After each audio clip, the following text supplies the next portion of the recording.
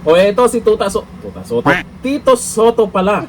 Nagsalita na tungkol dyan sa di umanong natanggap niya na 5 maleta. Nako, maleta? Paldong-paldo ah. Pero bakit parang umiiwas sa media? Nung naiba na ang topic, bumalik siya. Humarap na sa media. Tito Soto, ikaw ha? O ito, panoorin natin ang video. I will not dignify a tall-story allegation. Nakakatawa ron, baka hanapin sa akin ng kasama ko yung 5 maleta. Sir, pero may Sir, Oo, may oo, resolution lang. Dignify such things? Sir, yung kay San Bato na lang, sir, na ethics complaint. Bato. May ethics complaint po na Fidelio versus Senator Bato.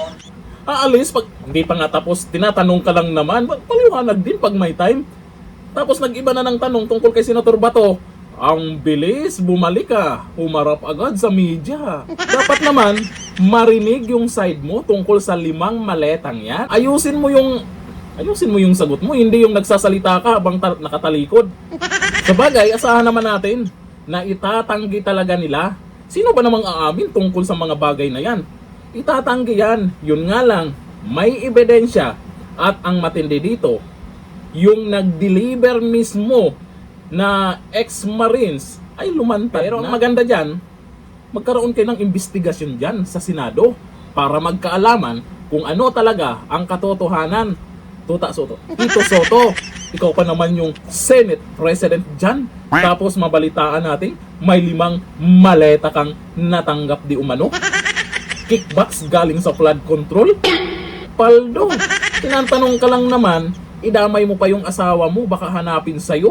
O ayon dito sa balita ngayon, mariing itinanggi ni Tito Soto ang aligasyon tumanggap umano siya ng malalaking maleta na may lamang pera na ibinunyag sa joint affidavit ng 18 dating sundalo.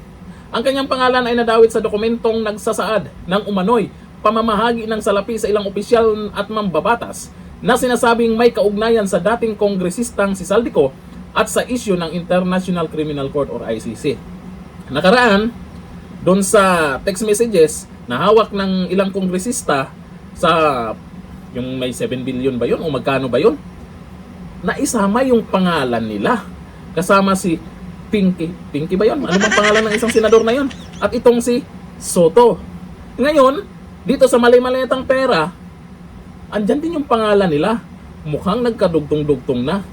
Ngayon, paano nyo mapapaniwala ang taong bayan na hindi totoo yan?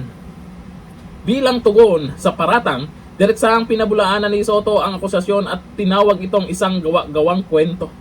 Gawa-gawang kwento, ang gawa-gawang kwento kung walang ebidensya. Mga ex-Marines pa yan, lumantad dyan. Tapos may mga pictures na mga maleta.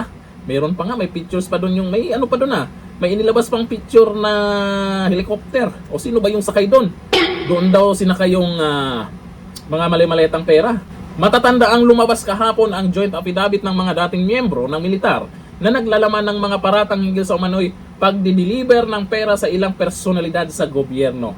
Saludo po tayo dyan sa dating mga sundalo na naglakas loob na magsalita na. Talaga naman. Kasama sa mga nabanggit ang ilang senador at kongresista dahilan upang umani ng matinding reaksyon mula sa mga nadawit kabilang si Soto. Pero may mga media pa rin na kunwari hindi alam nila ang balitang to. Viral na po ito sa social media. May ilang media din naman na binalita na yan, lalo na yung SMNI, Net25, na panood ko rin yan. Pero may mga media, kilalang media, na tameme pa rin sa isyong to. Totoo man o hindi, ito ay usap-usapan to ngayon. Bakit hindi nyo ibabalita ang isyong to? Kahit manawagan man lang tayo na imbestigahan nila dyan sa Senado, sa Blue Ribbon ba? Yun nga lang, sa Blue Ribbon, yung chairman, napasama din yung pangalan. Paano may mananagot dyan? Ito lang ang maganda dyan. Kahit sabihin natin walang maparusahan, kung totoo man yan, ang importante lang ngayon, alam na ng taong bayan kung sino-sino ang pumaldo dyan.